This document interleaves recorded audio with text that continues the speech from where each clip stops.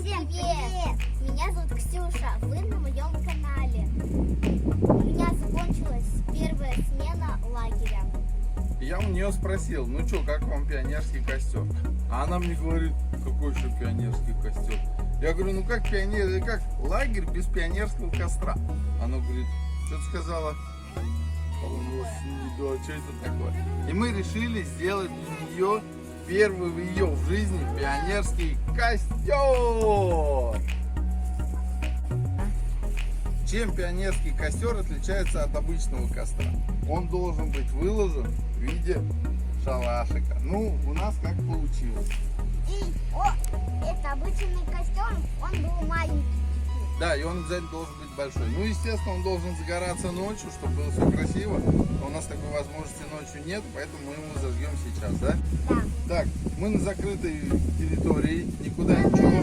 Меры предосторожности, канистры с водой по всему периметру стоят. Вот. Так что наблюдайте, смотрите. Если видео увидели, значит у нас все получилось или не получилось. Или плохое видео тоже было. Пишите в комментариях, кто ходил в лагерь и у кого был пионерский костер. И ставьте лайк, если у нас был пионерский костер.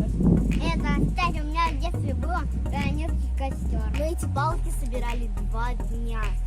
Нам папа помогал, Саша помогал, я помогал, да, мама помогала, все, короче, помогали. Мы все ветки семьей собирали, по лесу ходили, просто все собрали. Ну, почти, как говорить, ну, 10 миллион или 1000 Ну все, ставь.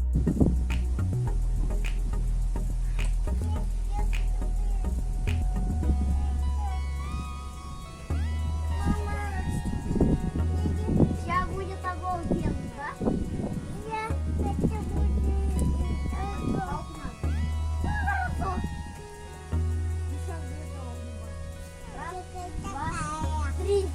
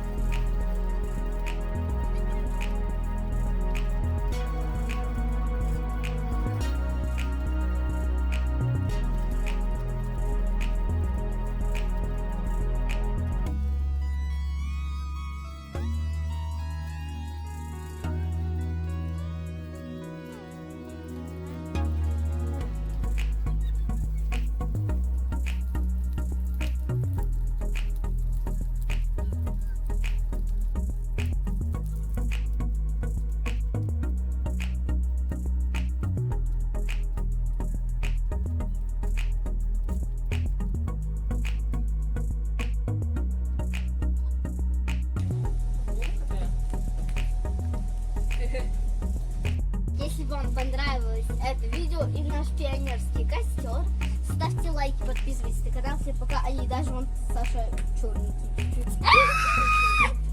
Всем пока! Пока! Поход на призрачный гонщик.